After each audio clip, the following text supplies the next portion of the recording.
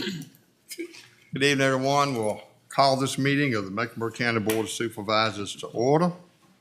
Our main purpose for this meeting tonight is, of course, dealing with our budget, adoption, and also with interfund transfers at year end.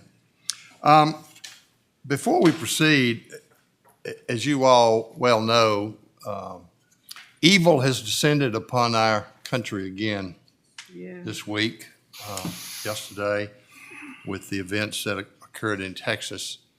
All of our hearts are broken over those events and the fact that our most vulnerable in society were targeted. And so I would, if you would please have a moment of silence in respect for those families that are dealing with this tragedy.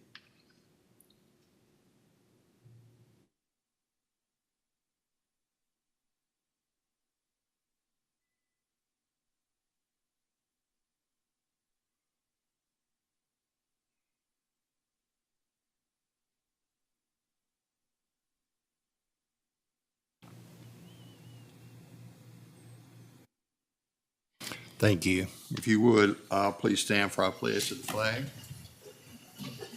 I pledge allegiance to the flag of the United States of America and to the republic for which it stands, one nation, under God, indivisible, with liberty and justice for all. Thank you.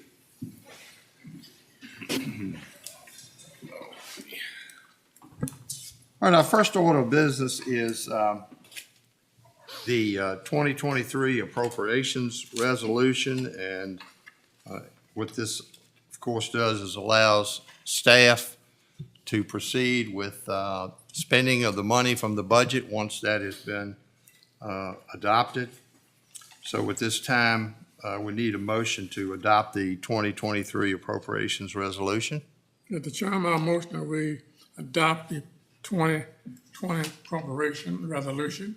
Now, you heard the motion. Any further discussion? Jenny, who's going to call it? Judy? Jenny. Mr. Brinkley? Yes. Mrs. Lundy. Yes.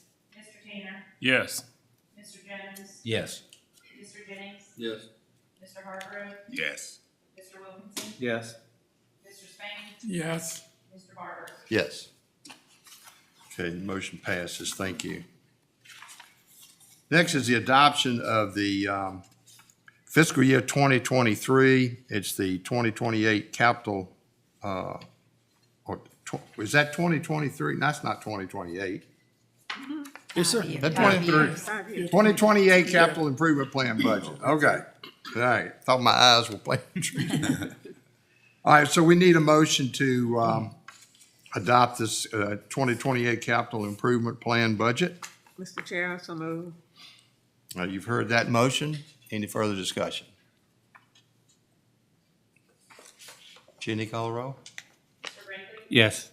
Mrs. Lundy. Yes. Mr. Tanner? Yes. Mr. Jones? Yes. Mr. Jennings? Yes. Mr. Hargrove? Yes. Mr. Wilkinson? Yes. Mr. Spain? Yes. Mr. Barber? Yes. Okay, motion carries. Thank you. All right, next is the adoption of our 2023 tax ordinance, which of course is the adoption of the tax rates that we will use for our budget for this coming year. Mr. Carter? I think there were some questions regarding this last meeting with regards to how we came up with the income and all. I'd like first off to let Alex discuss how we do the revenue neutral part of it, and then Ed to try to go, and Lisa to go over how they came up with the reassessment, because I think that blends back into the tax orders. Okay, very good. Thank you, Mr. Carter. So when some of the discussion last time surrounded the words revenue neutrality and what it meant. And so to clarify that, revenue neutrality is a direct reference to government revenue. That was the basis for which the General Assembly looked at in 1975 when they enacted this section of the Code of Virginia. It's not a reference to individual taxpayer or ratepayers' revenue neutrality. The goal of the General Assembly at the time, and the goal of the General Assembly since, has been to avoid a large tax increase upon the people of Virginia through a lack of transparency and a lack of direct action by the elected officials. Their intended purpose was that if tax increases were going to ever happen, they wanted the local boards to affirmatively enact those taxes.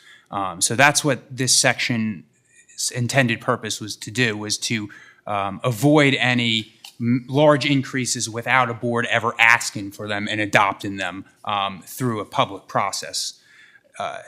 In contrast, each individual ratepayer could have an increase or a decrease based on what the overall tax situation facing the government was. So how the calculation is deduced is we take the government's total real estate revenue from the prior year assessment. And that's the starting point, is the actual levy that would be gained off of the assessment base at the last reassessment. From there, that would give you your revenue. So that's the basis, is the revenue loaded at 100%.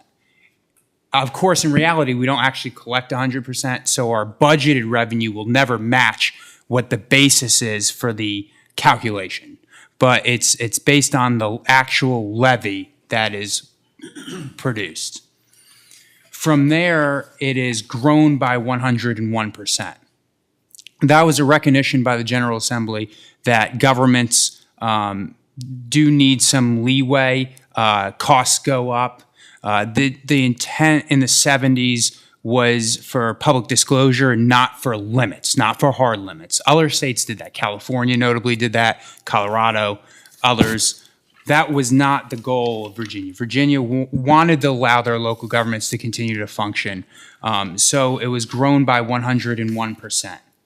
From there, the product of that calculation is then divided by the total new assessment less construction. And that's where it comes out to. In fact, the word revenue neutral is never used in that code section. The terminology used actually is reduced rate. And so that would be, or it's the effective lowered rate. Those are the two terms that are used to come out with your calculation whereby the new tax rate would be whatever the prior property tax was, grown by 101%, divided by the new total tax assessment minus the new construction. And that should match. So it's all a purpose to calculate how much the tax rate would need to be in order for the government to have a similar revenue situation that existed prior to the reassessment. It's a status quo with a small growth allowance, and that is how the calculation is generated. How it impacts the individual taxpayer will vary. You know, this is an average, and so some people will do better, some people will fare worse. But that was the concern of the General Assembly, was in order to make it such that the elected bodies made the determination and showed the people that, yes, we are enacting this particular rate. And if we go above it, we have taken upon ourselves to do that, not the math just worked out that way. And so now our tax rate is going to stay the same and we're going to generate 12% more or 20% more income. So that's the basis for how the revenue neutral is calculated, what it was for, and why some people might see an increase even though the tax rate itself comes out to be revenue neutral from the government revenue perspective. Okay. And in this case, I think our true revenue neutral was 39.7 cents would have been the effective neutral rate. And then with the 101% allowance, that would bring us up to 40.1 cents without having to do the further steps, which is a public hearing and then an enactment of a higher tax increase. For ease of administrative burdens, we selected an even neutral rate of 40 cents, which was within the 101% allowance. So that's about a 0.77% increase over what the effective neutral rate of 39.7 cents would have been otherwise. I think that was one of the questions you had, Mr. Brinkley, is what was the true revenue neutral? Yeah, 39.7. well, I was so- trying to figure out at that time, if you know, roughly, and you gave me the figures, I think real estate taxes last year was, and Sandra and them, great job. I mean, as of today, it's like almost 19,500,000 almost what they've collected. So if we went at that tax rate, you know, that's 100%. So, but we went over almost 0.8, and the 0.8 is, we're talking about $150,000. You follow where I'm saying there? Well, by increasing it to the 40, we 150,000 above what's true revenue neutral. If we drop it to 39, you lose about 350,000 because a penny brings us That's 500,000. That's So exactly. one way you'll gain on 150, the other way you'll actually lose $350,000. Well, that's exactly right, and that's kind of what I come up with, $350,000. That's the reason I was kind of hoping that we could go to move it from 40 to 39% and kind of give back to citizens a little bit of something here too, is where I was coming up with the 39. We're talking about $350,000. You know, I think all our county employees got I think it's a 6.3% increase, which I think we talked about. That's about $350,000 that come here to local money. So we giving our county employees $350,000. So what I was asking, we could give the $350,000 back to the citizens, where it's you know, you think about, and I know, Wayne, we talked about it, about whether you could do it, but like I said again, I don't think our budget is so tight that we got to do that, because I think each one in this room have looked at the figures of the money that we have put back each year into surplus, and it's a right healthy number. And we've been fortunate with the outstanding job that all of us have done. And so by we put that back, and I think we made the comment that somebody did that that's the money that we use to do the things, you know, that we might want to need in the future. But I'm just saying that I don't think the people we represent are doing too much of the things they want right now. It's tight out there. I'm telling you, with $4.50 gas, food prices are $5.50 something diesel fuel, I think it would be a great gesture. And we're not talking about a lot of money to us or a lot of money to them, but I think it would be a great gesture back to our citizens that we represent, and we at least move that thing back down to 39 cents. And I think our staff and Mr. Carter here, they have found a way to do our numbers and make our budgets work every year. And I think we could, I got all the faith they could make this work, and it won't hurt us. It won't take away nothing. And, you know, our growth, and Wayne, correct me if I'm wrong, I think when we started this school thing, when we started talking, we were talking about 1 cent was equal to about $300,000. Today, 1 cent is equal to almost $500,000. Our growth is doing great.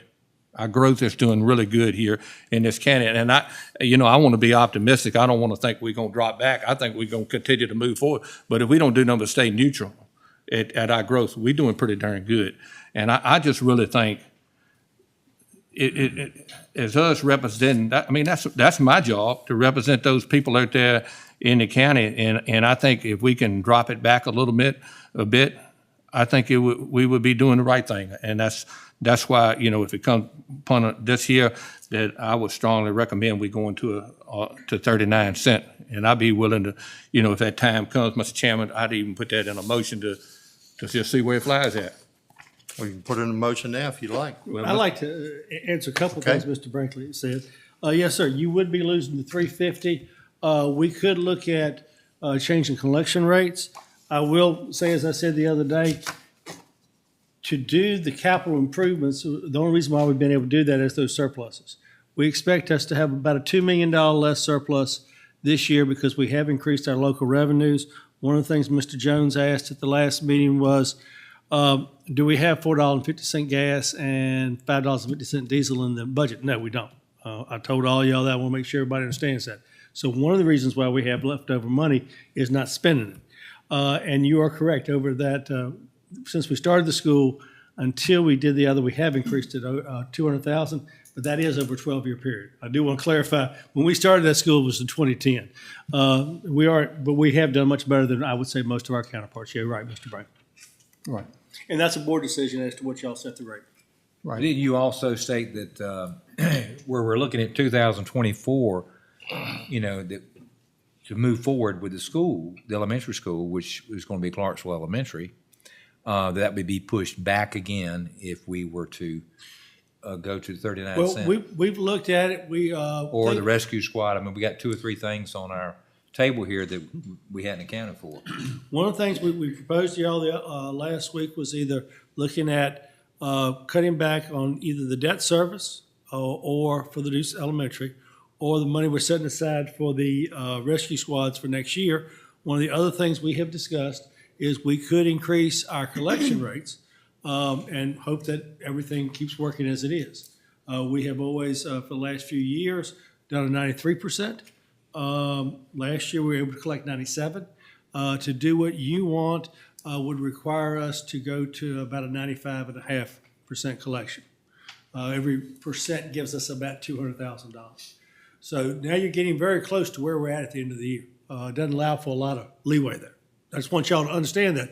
So at the end of the year, if there's any shortfalls, don't be looking at staff as that, because we're basically going to be within 1.5% in a good year of what our top collections are. So I just want everybody to understand that you don't have a lot of leeway, Mr. Bright.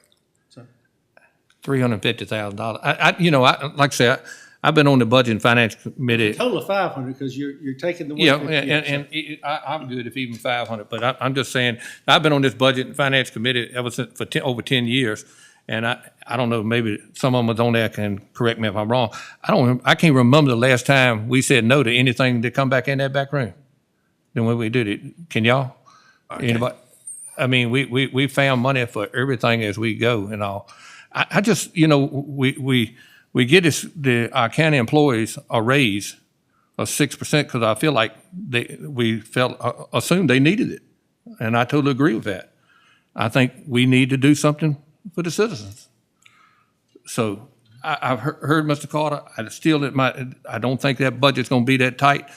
And like I say, I got all the confidence in the world we can make this happen. And I mean, nothing to strive a little extra here and work harder. And so still with that, Mr. Chairman, I'm going to make a motion that we move the tax rate to 39 cents instead of 40 cents. Okay. All right.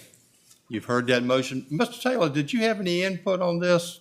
Or Well, I was here tonight primarily well, Sanford and I provide income projections to Wayne, yes, to answer your question.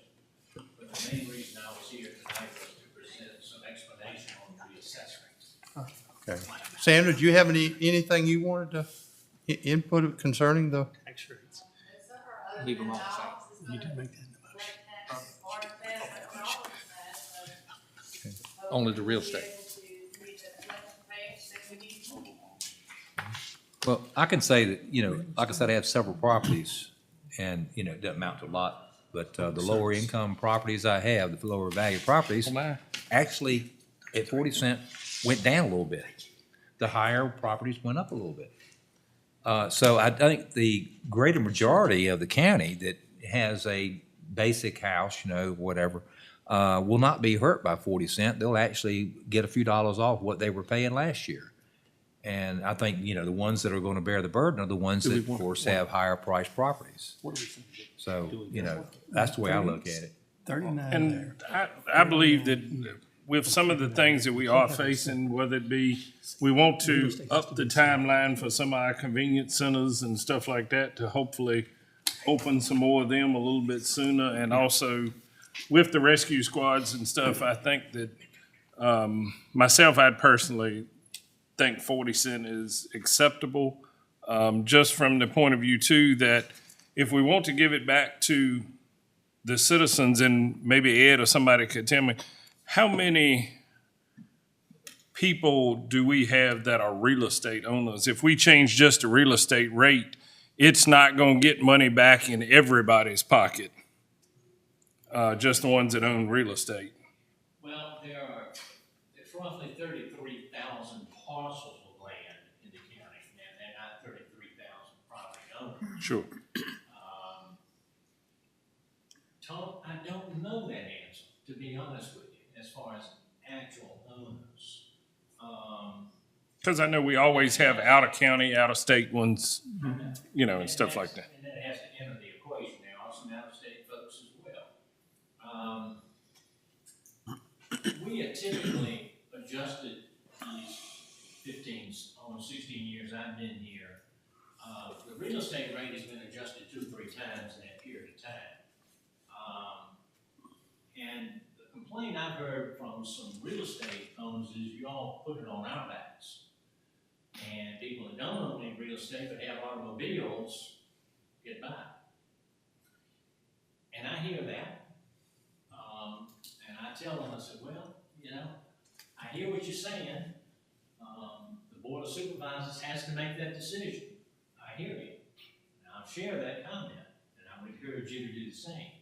But I have heard that statement made a number of times over the years, is that folks that don't own real estate don't pay the same burden in their minds that real estate owners do. But that might not have been true this year with the personal property situation. Right. I would agree. Right. Well, it seems like everybody got hit this year on personal property.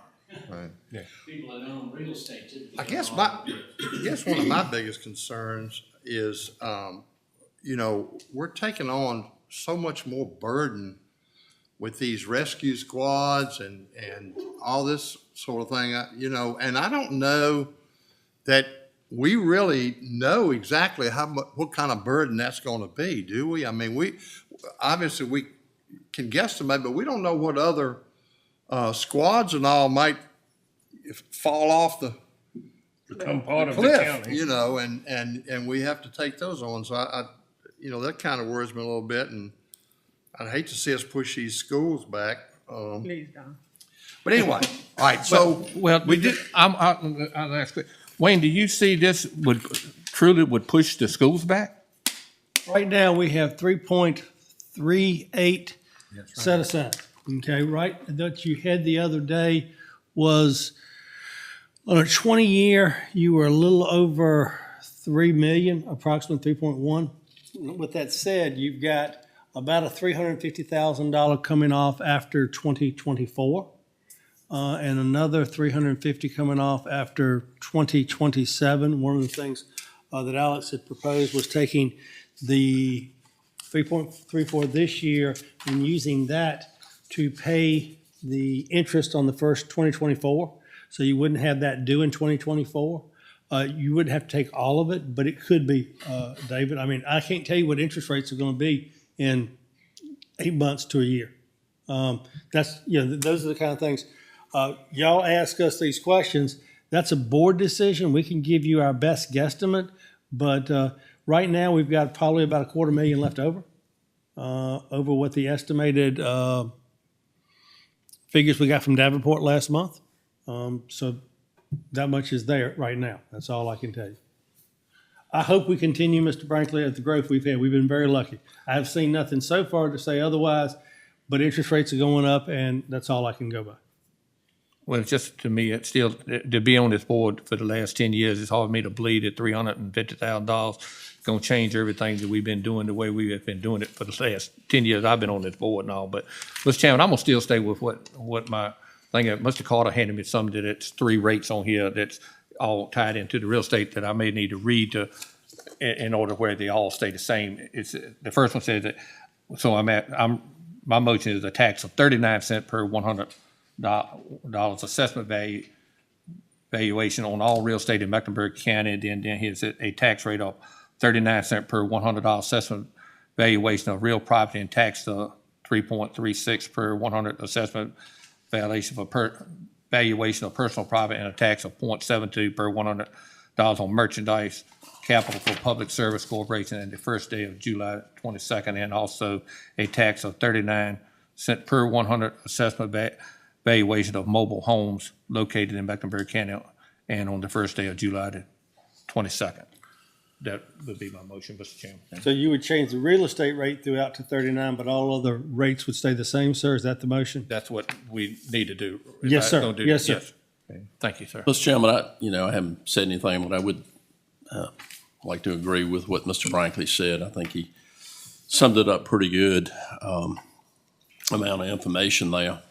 And, we've gone through a lot of budgets, and there's been a surplus over expenses every year since I've been here, and that's because of the good work of the staff. I'll have to give them credit for it. We got increases for employees, which I think is well-deserved. I've not taken anything away from them. We built an $150 million school that we haven't had a tax increase to fund any of that, other than the one we did in 2010, I believe, Wayne.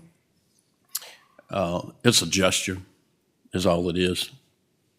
Right. We've given everybody in the county something but the taxpayers, and I think it's the right thing to do. I think it's a fair thing to do if you think about it, and it's not going to affect the money of this county. It's not going to affect it. Question.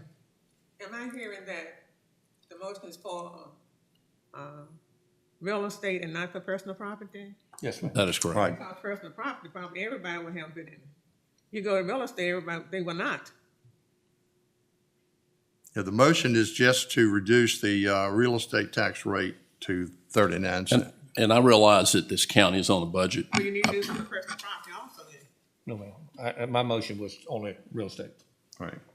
But, citizens of this county that pay taxes, they on a budget too. And they're paying for $5 gas also. Right. And someone said earlier, with the 40% that we said earlier,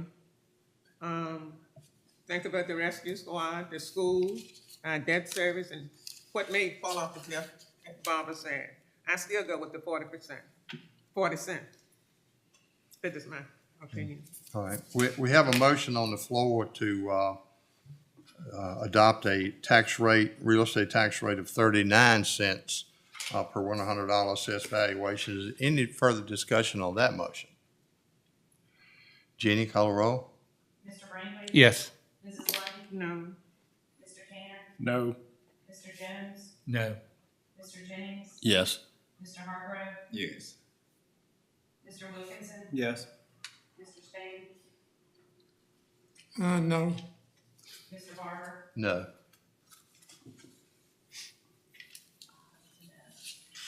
What is it? Five noes? Okay. All right, that motion has failed. Do I have a motion that we adopt the 2022-2023 tax ordinance as presented with our budget? Chair, I so move. All right, we have a motion to adopt the tax rates as presented with the current budget. Any further discussion on that motion? Jenny? Mr. Brinkley? No. Mrs. Lundy. What are you asking for now? This is your motion to Your pass motion. actions. To approve your motion. Cents. Yeah, 40 cents, yeah. Mr. Tanner? Yes. Mr. Jones? Yes. Mr. Jennings? No. Mr. Hargrove? The motion been failed, so we're just going with it. I just say yes. Mr. Wilkinson? No. Mr. Spain?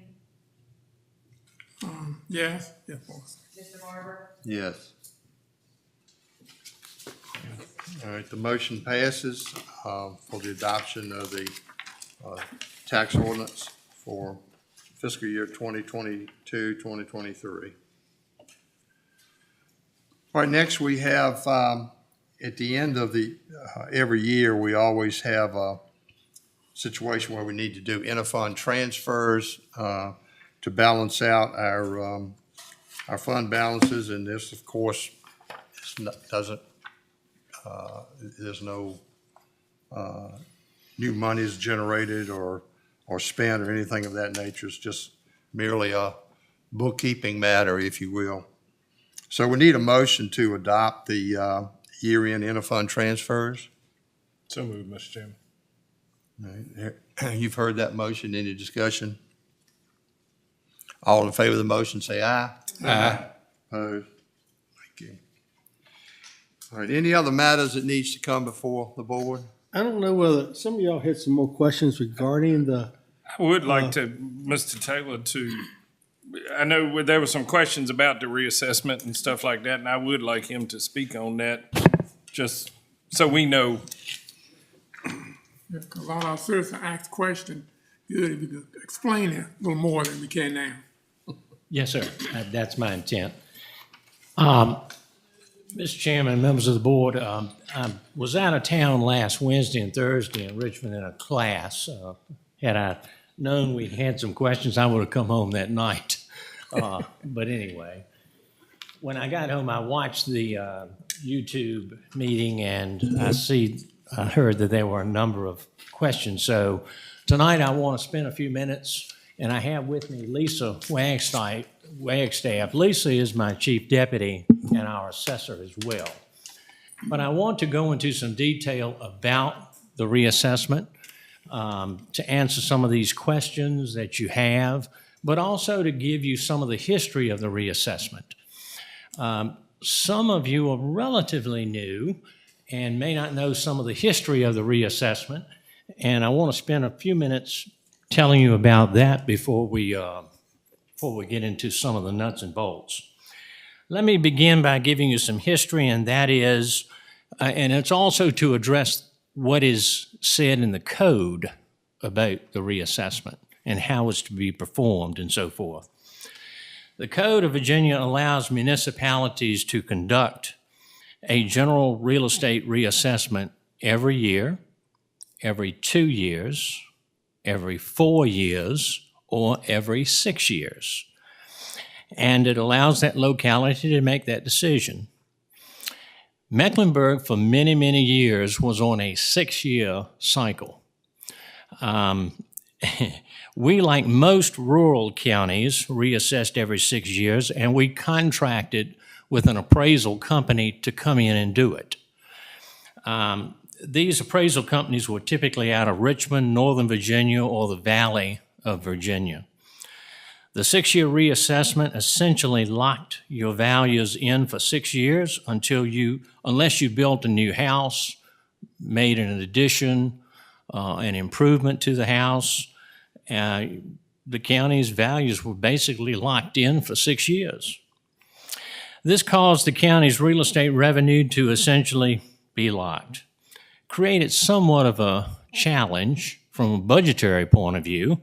So, as you well know, real estate typically appreciates in value. So we were faced with situations where we had real estate that was appreciating over that 6-year period of time, anywhere from 100 to 150%.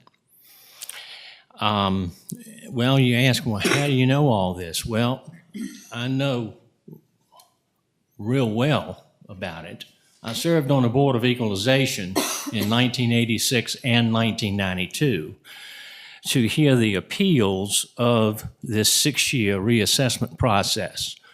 And when people walked in the door, they were breathing fire. And the reason was primarily sticker shock, because real estate had gone up in value over that 6-year period of time. Plus the fact, in my opinion, the assessors didn't do nearly as accurate a job as we do today. I served with 4 of the finest gentlemen that have ever served on that board. I was the appraiser of the group. I was a certified appraiser. I represented the South Hill area, Gaston, Bracy area. Richard Inge represented the Route 47 area, Union Level, Baskerville area. John Rourke represented the Chase City area. Max Smith, the Skipworth Boydton area. And Hop Keen, the Clarksville area. These men were quality individuals. They knew their areas and they knew the real estate area well. But I can tell you, at the end of the day, we all felt like we'd been in a knife fight. It was something else. We met weekly for 4 months during that period of time, hearing all these reassessment complaints or appeals.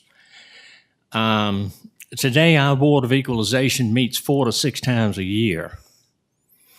Occasionally, another wrap-up meeting toward the end of that period of time. But I think that's because a better job is done.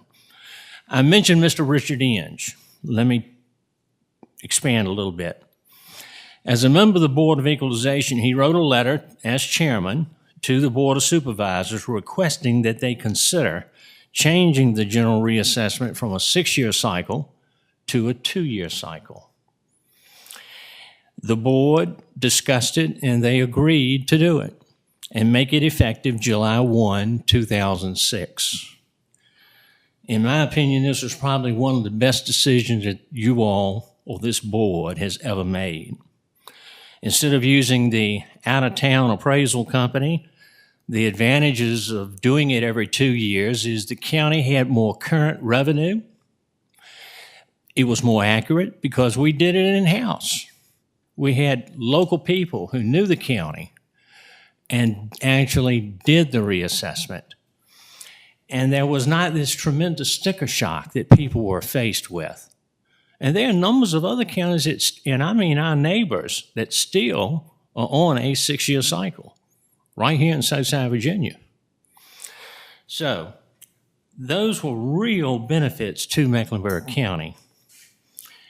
It causes us more work, but it's a far superior product, and the county is saving significant dollars by doing it in-house rather than having to pay an outside company to come in and do it. And if somebody has a question, we've got staff right here every day that they can call and talk to rather than talking to an out-of-state person that comes in several months every 6 years. So it's a far superior product. So that's some of the history of the reassessment from where we were to where we are. Now, let me address several questions that the board had, and Lisa's also going to give you some statistical information in just a minute or two. The first question is every parcel looked at? I don't know of a locality in the state of Virginia that looks at every parcel of real estate in their city, their town, or their county. And the reason is it's so labor intensive. If you do 10 visits or inspections, visits to a house or houses in a day, you've done a good day's work. If you see 10. Well, with almost 34,000 parcels in Mecklenburg County, it would take 14 additional people to do that, assuming you had no weather delays, there were no sickness, illnesses, or anything. Everything ran at 100% efficiency. I mean, you're looking at 14 people minimum to do it. So nobody visits every property. Instead, we have, as Wayne touched on in answering some of the questions last week, we have a computer program, and every year we keep that program updated with data, and it's all based on sales information. And that helps us to come up with the reassessment information. So another question is, how are values established? Comparable sales establish the value for the reassessment. Furthermore, there are classes established for houses ranging from average, good, to excellent. Unimproved land, farmland, as an example, are also broken down into same classifications of average, good, or excellent. with further breakdowns by acreage amounts from 1 to 3 acres, 4 to 8 acres, 9 to 14, 15 to 18, 19 to 20, 20 to 50, 50 to 75, 100 to 125, 125 to 200, 200 to 300, and 350 plus.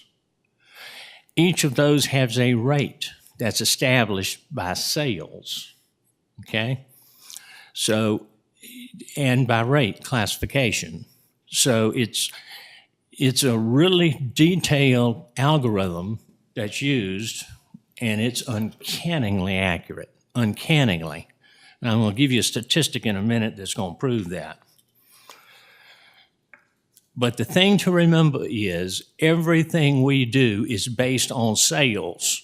It's not what I think it is. It's not what Lisa thinks it is. It's what sales information proves it. Another question, is my value locked for 2 years? Well, yes and no. It's locked for 2 years, assuming you don't make any improvements or you don't make any additions. If you don't add a deck, if you don't add a bedroom, if you don't add a garage, then yes, your value is basically locked for 2 years. There were some questions last week on revenue neutral calculation. I think Alex has done a good job in explaining that. The General Assembly has really pushed transparency. And that's what it's all about. It's not the assessment.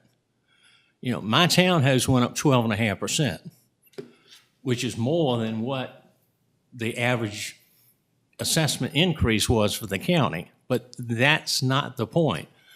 It's the transparency on the total revenue for the county. And I think Alex did a fine job in explaining that. So I'm not going to get into that.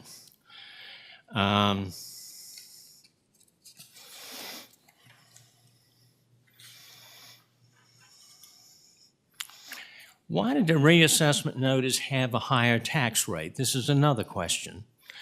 The Code of Virginia is very strict on what has to be in that notice that each of you received and that we mailed out. It spells it out in the code, 58.1-3321, what has to be in that notice. We follow it to the T. Things such as tax rates. At the time, you had not established a new tax rate, so we had to publish the existing tax rate. The number of years of the assessment data. You'll notice that there are 2 previous reassessments shown and the current one on your notice. When the Board of Supervisors will be meeting to establish a new tax rate, that's spelled out in the notice, as well as ways to contact us in our office to appeal it or make an appointment with the Board of Equalization. All of that is spelled out by code, and it is in our notice. In closing, I want to thank the board for your past support of our office and staff. I want to encourage you that if a taxpayer and a citizen contacts you, don't hesitate in telling them to call us. We get calls at least 4 times a year. Every time the bills go out, we are flooded with questions and phone calls. Sandra does as well. Her phones are ringing off the hook. The same thing with second notices that go out to people that haven't paid their taxes. And then with warrants, judgments, and so forth. So our phones stay busy at least 4 times a year and in between as well. So additional phone calls is no big deal, believe me. So don't hesitate, tell them to call us. Finally, I am especially proud, and this is a statistic I want to share with you that I'm most proud of. And I think it proves the validity of the reassessment. We are audited annually by the Virginia Department of Taxation. They review every arm's length transaction, sale, that takes place in Mecklenburg County. Now, when I say arm's length transaction, I'm not talking about foreclosures, I'm not talking about tax sales, I'm not talking about bank sales, transfers from family member to family member. No. These are arm's length transactions that people have no duress. It's completely legitimate, above board purchase and a sale. And they look at every one of them. And I looked at we get a report every year. I get a report from Department of Tax. And they tell you your accuracy. And over the last 10 years, I looked at every report, we average a 96.57% accuracy rate. It's incredible. We are very proud of that. And you say, well, what does that mean, 96.57%? What it means is if you sold a piece of property for $100,000, we had it assessed at $96,750. That's pretty close. You're not over, but you're also real close to 100%. And that's what we shoot for. So it's one of the best accuracy rates in the state of Virginia. And Sandra obviously does a bang-up job in collecting that money, but we're real proud of that percentage rate.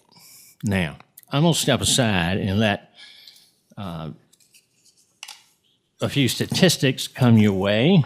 I would like to praise Lisa. She takes the lead on the reassessment. I help her, and we have good staff that help her as well. So, I have one question. Yes, Can sir. you repeat that when you say 96.7, your rate? So in other words, you sold my farm for 100,000. So you saying you had it appraised at 96? Yes, sir. Okay, when my farm sell for hypothetical 180,000, how does that play in when someone pay a lot more for it than you had it paid for? Same thing. If you sold it for $180,000, Yes. it would have been assessed at 96.75% of that sale price. Okay? Does that make sense? Now, and important thing I failed to mention is Department of Taxation uses that figure to assess all public service. Now, for instance, Dominion Energy, Mecklenburg Electric, Transcontinental Gas Pipeline, all these public service organizations, we don't assess their property. State Corporation Commission does. But they use that 96.75% rate. That's good. That's real good. So the county, you, the Board of Supervisors, are getting quite a bang for your buck in accuracy with that 96.75%. So, any more questions of me at this moment? I'll be glad to come back. Okay, Lisa? And as Dan was saying, the 96.7% by code, we have to assess at 100% of fair market value. So 96.7% is pretty good. I'm gonna give y'all a couple, y'all had a couple questions on sales and qualifying sales and things like that. So I'm gonna give y'all some handouts from the Department of Taxation, we have the guidelines we have to follow. They said we have to do a sales ratio study each year. And these are the non-qualifying sales.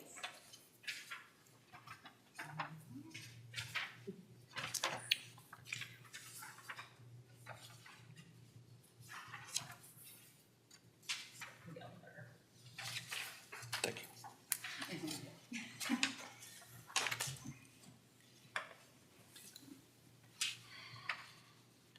The non-qualifying sale, approximately for this reassessment, we looked at transfers. We looked at 2020 to 2021 sales. We had 5,100 transfers of property. That could be wills, it could be transfers from family members, gift transfers, whatever the case may be, we had 5,100 transfers in 2 years. Out of those transfers, we had 1,700 arm's length transactions, which means a willing buyer, a willing seller, not under any duress, no relation to each other. But of those 1,700 arm's length transactions, that is the basis for the reassessment. I think someone asked about the property increase prior to the reassessment. As far as waterfront properties or waterfront subdivisions or things like that, you looked at as much as a 60% increase. So this 8% revenue neutral doesn't mean everyone got an 8% increase. That's just countywide is what it works out to be. Your rural areas, some of those went up as much to 30 to 40%. I'm gonna give y'all now. Did I give it? I put it left there. The geographical area of where the increases took effect. And they are broken out by state class code, which is the class code we have to follow by the Department of Taxation. This here describes the class codes. And then it's also broken out by your district town codes. And it shows the increase, percentage of increase for each one.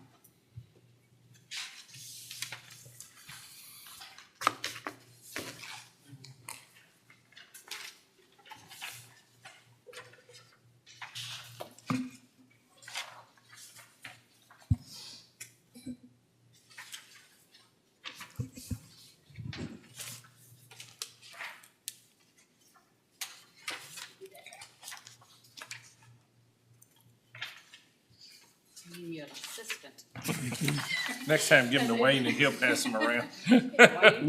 We'll designate Wayne as your assistant. You take He's one ignoring page. me. Nope.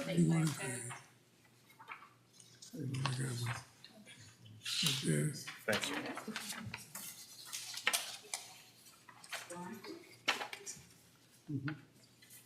Take it down.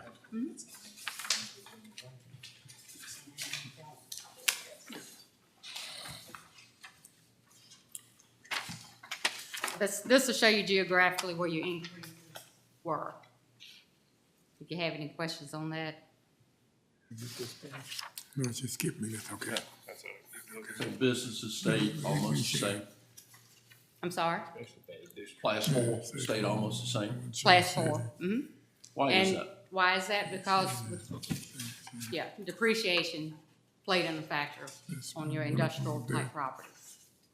That's in tax code, Mr. Jennings. Industrial properties are depreciated from the 16%. beginning value down every. I'm not questioning, I just want to know Yeah. why. And that's one of the reasons why you Jason. see some things are that way. So if you have industrial warehouse building, those will always be decreasing in value, not increasing. So class 1 is pretty much the house everybody lives in. That's the towns. Class 1 is your towns. Okay. That wouldn't be like a house I on wouldn't rural have thought property that. That's class 2. too. Town. That was 13%. Okay. Then your class 5 is your 20 to 99 acres, and class 6 is 100 and above. And your class 3s are your multifamily properties. I can see maybe South Hill doing that. And you see a difference in that is just some classification issues that we had to correct.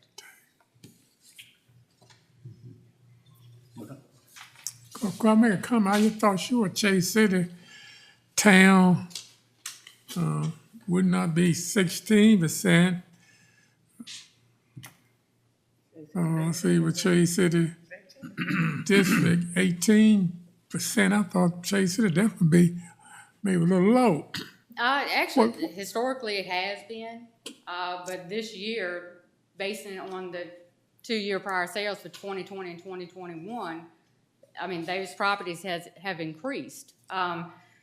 In the town of Chase City, properties that may have been assessed at $30,000 for a single-family residence, increased 30 to 40%. And that's because a lot of people are coming in and buying those properties, and they're either flipping them, or they're going in and they're rehabbing them, and they're renting them out. So, I mean, the market has gone crazy just like everything else has. And I'll ask too, in the Chase City district, it said 18%. Is the growth around Chase City, and I'm just using solar farms for instance, is that what's driving the increase around? So, no, solar farms is agricultural property that Okay. has to have a special exception permit. Right. So until that special exception permit is filed, it is assessed at agricultural property. Right. Once that special exception permit is filed, it's then assessed at industrial property, and it's assessed at an industrial rate. Okay. At this point, we have not seen where any adjoining properties that a solar farm is a detriment to anything at this point in time. No, I'm saying as far as the sale, say the one that was on the Bailey property was sold to Dominion. Did that sale influence? No, any- Okay, no, not at all. that's what I wanted No, to what make sure. influenced those increases are just rural property, Okay. rural property Regular sales. sales, Right. transactions. And I think one of your questions was like, okay, 1/3 of your property only increased 1% in the industrial. Because that's 1.8 billion of your 5.4, so that's 1/3 of your property. That's what brings it, others going up higher percentages, that's bringing it down. And that's just as a percentage number. And it's 1/3 of the property, so that's what takes a lot of it. So their tax bill will be less, more likely. With a lower tax rate, yes, sir. So they would be the ones that went down. Or flat. Most of the cases. Yes. I think I found one farm that went down, But if, a 200-acre farm. right, and if you drop, that was I at don't 40. know why, it did. But if you had it at 42 and you dropped it to 40, yes, that went down that percentage also. So if the value went down, then they actually got a double increase. And as far as something, that may have decreased in value, the only thing I can explain is possibly that they cut the timber on the property. They notified us that the timber had been cut. There could be some other detriments to the property that we weren't aware This of. particular one, it was no timber cut. Okay, There was another one that timber cut was cut, and it went up 125,000. okay.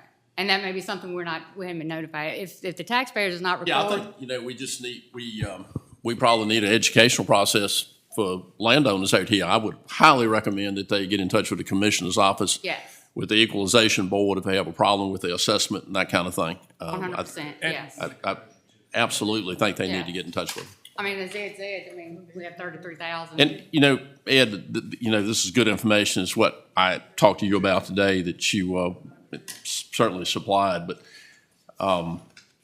what that last reassessment, when the equalization board finished doing what they were doing, what was the loss of revenue based on what they lowered at that time? Pull that, Jim. The total reduction in revenue was 22,000 and, They didn't lower it much anyway. That's revenue, not assessment. Now remember that he just. That is gave- revenue. That's not that's not assessment. That's right. Correct. I'm supposed to clarify that. So, yeah, which, yeah, $5 billion and the tax gets lowered 22,000.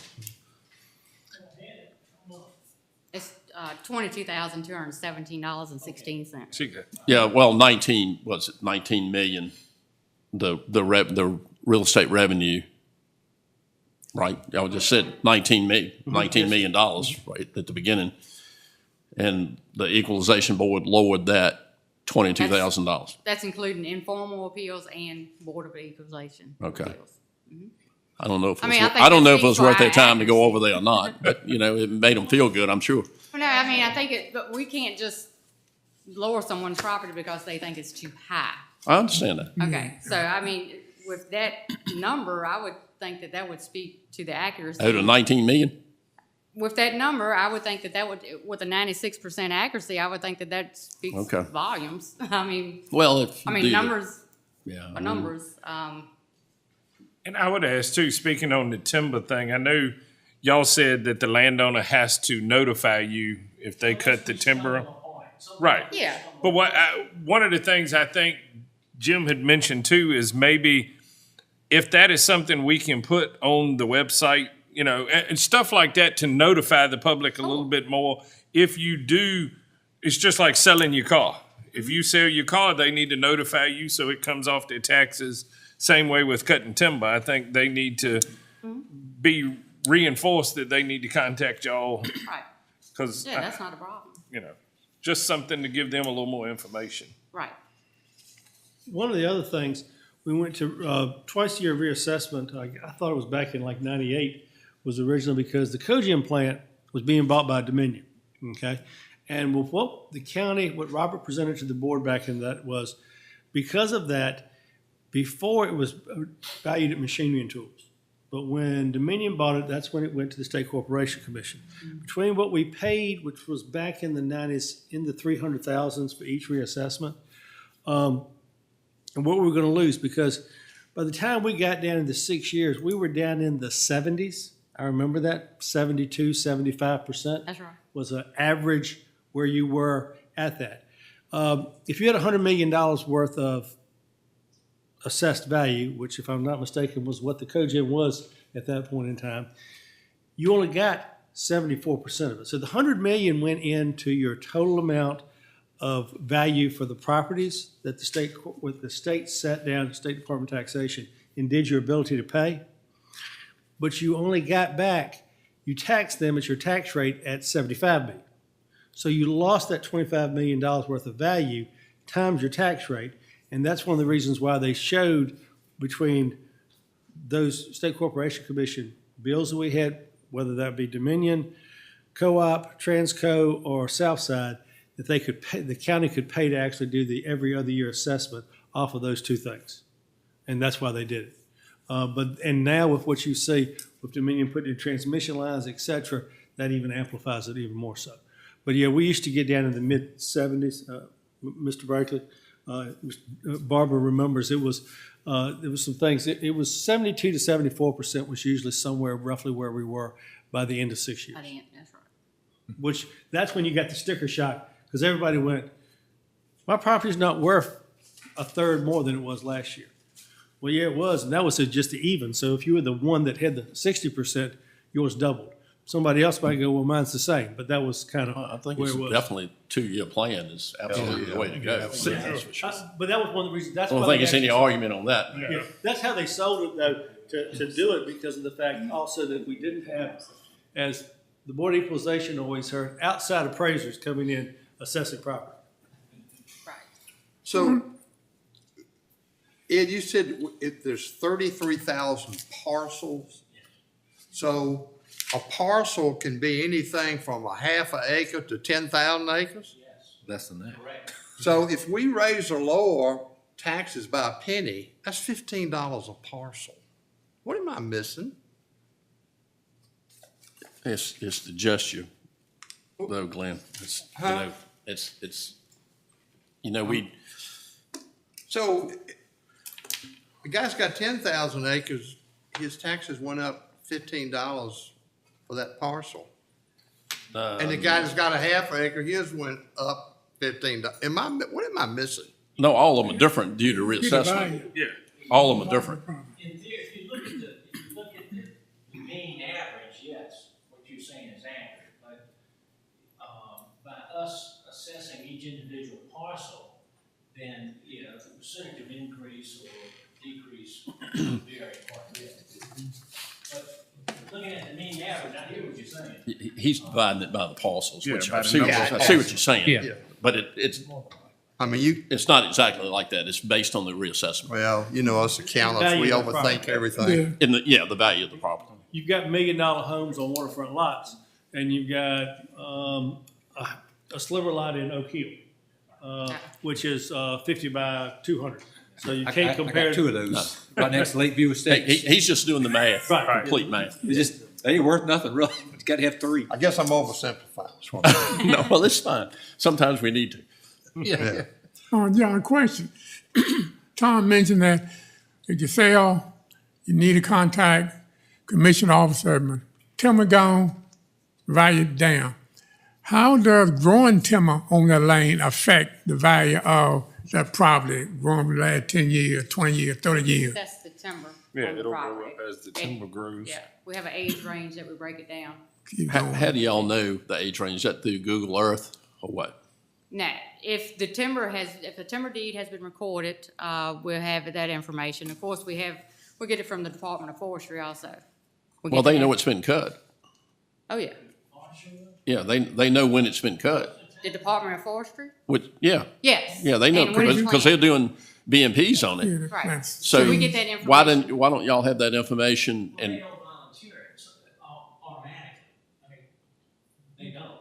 That's why we encourage the landowner to let us know. but if you know the age of the timber, you should know that the timber's been cut. We do get that from them. Yeah. But if the taxpayer lets us know, but we may not get into it after the year's passed, they paid the taxes. But if they wanted a reduction in their taxes prior to paying them, it's nice if they would notify us to let us know.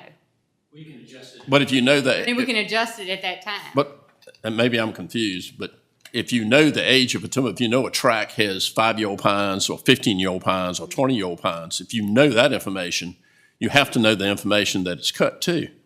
Right. I think what But you they're don't saying is reduce they're the not getting taxes it- because They're not lapse. getting it timely, so that you right? can get your tax bill that says you still have it, and they not be notified by the Department of Forestry till next year. Right. Just like I the realize that, assessments but if you know went the out. age of the trees, you would know if there was no trees there. But they're only notified every so often from That's the right. Department of We're only- Forestry. yeah. When I So noticed, they're not being So- notified every month by the Department of I Forestry. realize that, but you do know when the trees have been cut, if it's bare, yeah, eventually we're notified, eventually. yeah. Okay. And those are reduced, I would assume. Oh, yes, Okay, yes. okay. Eventually be reduced. I got to get back to my $15 here.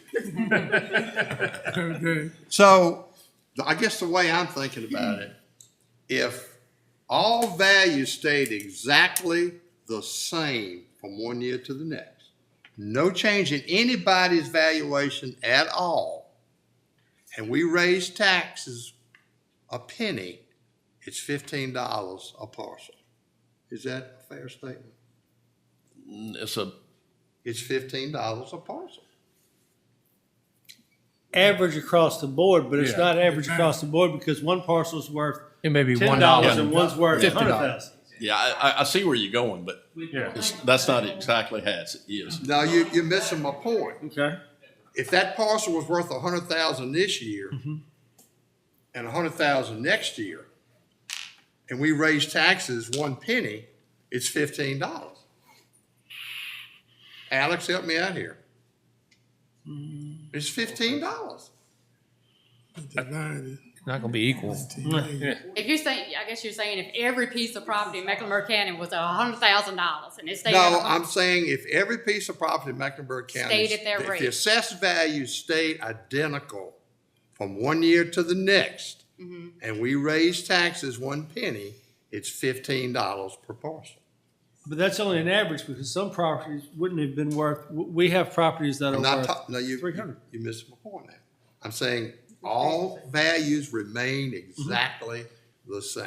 Yeah, but when you raise it a penny, if I have a lot that's only worth $1,000 and you have a lot worth $100,000, my 1 penny that I'm gonna be raised on my $1,000 lot is gonna be 1/100th of what your lot was worth at the 100,000. They're all not equal. Am I right? Because of the size of the lots. Okay, thank you. I was questioning myself there. All right, I'm ready to go.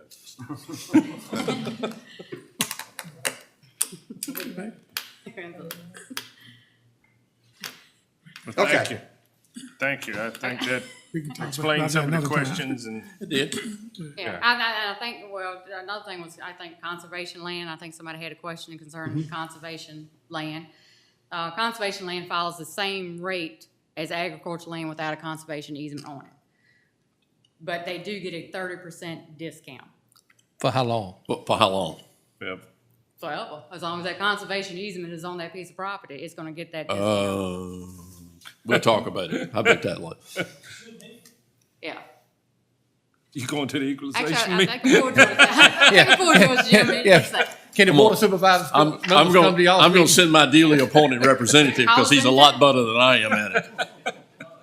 All right, any more questions concerning this matter?